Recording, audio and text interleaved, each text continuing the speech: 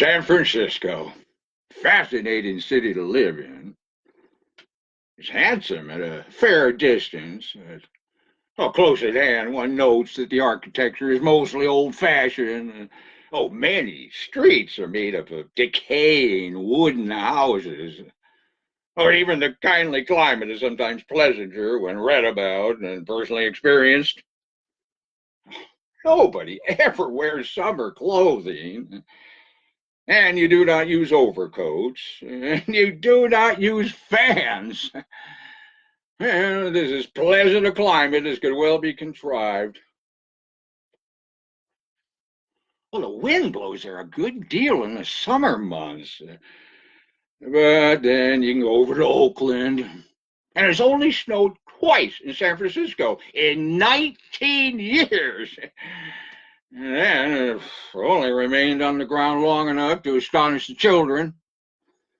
And along in the summer, when you've suffered about 4 months of lustrous, pitiless sunshine, you're ready to go down on your knees and plead for rain, hail, snow, thunder, and lightning.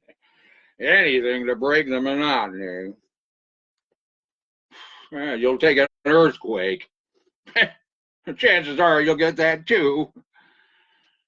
Well, for a few months, I enjoyed what to me was an entirely new phase of existence.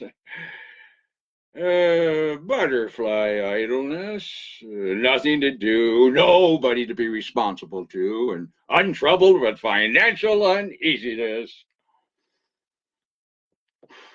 I fell in love with the most cordial and sociable city in the Union. San Francisco was paradise to me. I lived at the best hotel, attended private parties in sumptuous evening dress, polkaed with a step peculiar to myself and the kangaroo. I kept the due state of a man worth $100,000. Likely to reach absolute affluence when that silver mine sale should be ultimately achieved in Nevada. But then all of a sudden, out went the bottom and everything went to ruin. My money and stamps were worth nothing.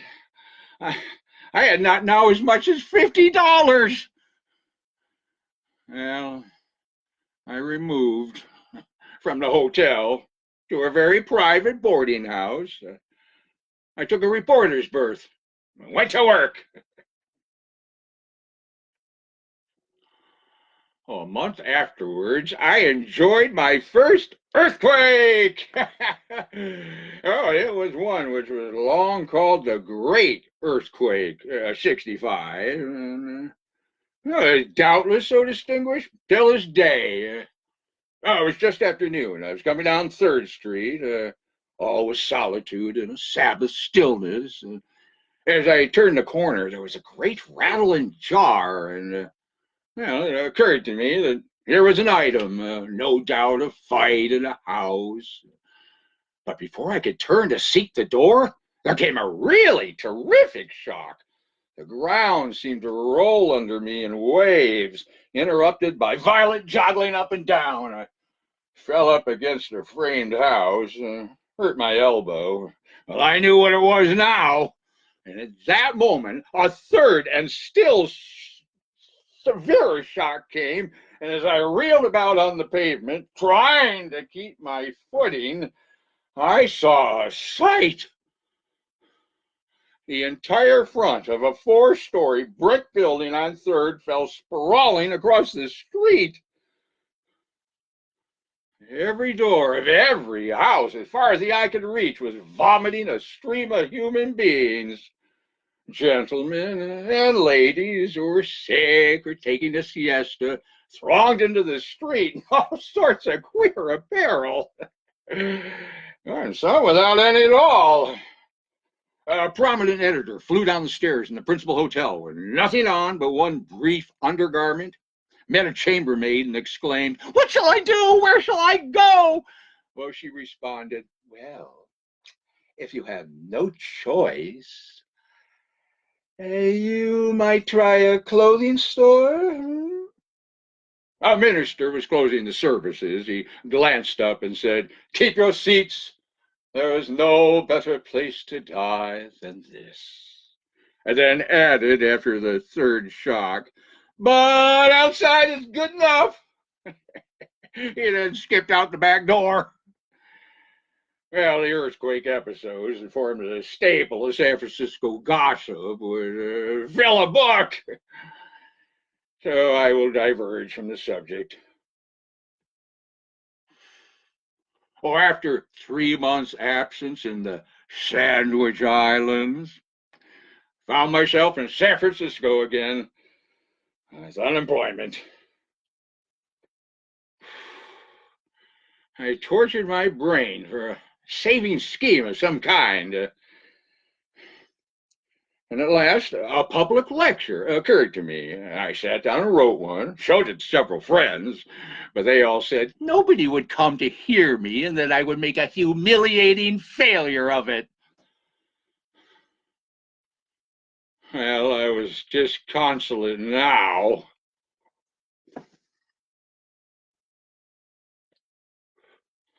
But at last, an editor told me, go ahead, take the largest house in town, charge $1 a ticket. The audacity of the proposition was charming. It seemed fraught with practical worldly wisdom, however. But the proprietor of several theaters endorsed the advice and said I might have McGuire's Academy of Music on Pine Street at half price. $50. Well, I took it on credit. I did $150 worth of advertising and was the most frightened creature on the Pacific coast. Oh, I could not sleep. Who could under such circumstances? My lecture, which had seemed humorous to me at first, grew more and more dreary till not a vestige of fun seemed left. Oh, I was so panic-stricken. I went to the wife of a popular citizen and said, "This thing is going to be a failure. The jokes in it are so dim that nobody will ever see them." No, I would be glad if she and her husband would sit in the left-hand stage box. The whole house could see them. I explained I should need help and would turn towards her and smile as a signal when I'd been delivered of an obscure joke. Oh, and then added, "Don't wait to respond." Well, she promised. Oh, down the street, I met a man. He'd been drinking, was beaming with smiles, good natured. He said, "My name is Tom Sawyer. You don't know me, haven't got a cent. But if you knew how much I wanted to laugh, you'd give me a ticket." Well, is your laugh hung on a hair trigger? "Can you get it off easy?" I asked. Well, I gave him a ticket, pointed him to sit in the center, be responsible for that division of the house. Well, I ate nothing on the last day. I only suffered. I crept down to the theater at 4 in the afternoon to see if any sales had been made. The box office was locked up. No sales? Oh, I might have known it. Oh, I thought of suicide, pretended illness, flight. Oh, I thought of all these things in earnest, for I was very miserable and scared. But, of course, I had to drive them away and prepare to meet my fate. I could not wait for 7:30.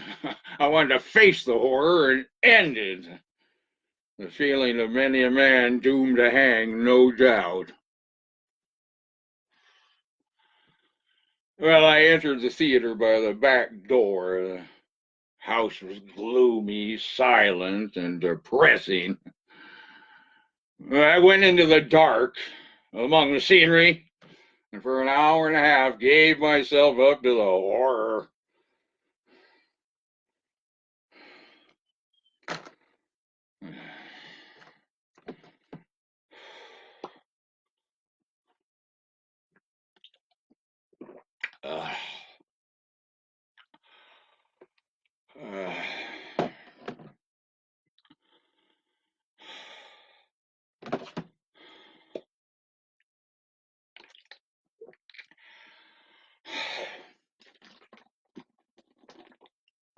Uh, uh,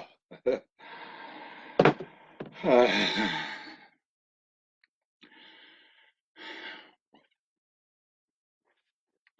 Peter Piper picked a peck of pickled peppers. Peter Piper picked a peck of pickled peppers. Peter Piper picked a peck of pickled peppers. Peter Piper picked a peck of pickled peppers. Peter Piper picked. Peter. And then I heard a murmur.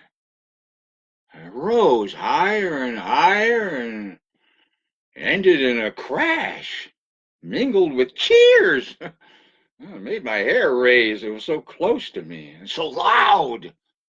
There was a pause, then another, and then another, and before I well knew what I was about, I was standing in the middle of the stage, staring at a sea of faces.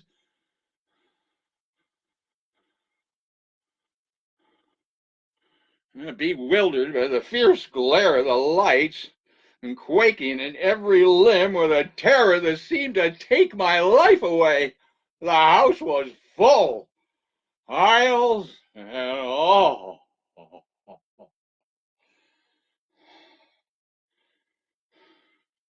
Well, the tumult in my heart and brain and legs continued for a full minute before I could gain any command over myself. But then I recognized the friendliness in the faces before me, and little by little my fright melted away, and I began to talk. Oh, within 3 or 4 minutes, I was comfortable. My chief allies, all ready to make an onslaught upon the feeblest joke that might show his head. Oh, whenever a joke did fall, their faces seemed to split from ear to ear. Oh, presently I delivered a bit of serious matter, and the audience listened with an absorbed hush that, well, gratified me more than any applause. And as I dropped the last word of the clause, I happened to turn and catch Mrs. O'Leary's waiting eye. Well, my conversation with her flashed upon me, and in spite of all I could do, I smiled. Well, she took it for the signal and promptly delivered a mellow laugh that touched off the whole audience. The explosion that followed was the triumph of the evening. Well, all the papers were kind in the morning. My appetite returned. I had an abundance of money. All's well that ends well. Well, I launched out as a lecturer now with great boldness. I took an old friend along to play agent for me, and for 2 or 3 weeks we roamed through Nevada and California. Had a very cheerful time of it. And when I returned to San Francisco, I projected a pleasure journey to Japan and thence westward around the world. But the desire to see home again changed my mind. I bade goodbye to San Francisco, the friendliest and heartiest community on the continent.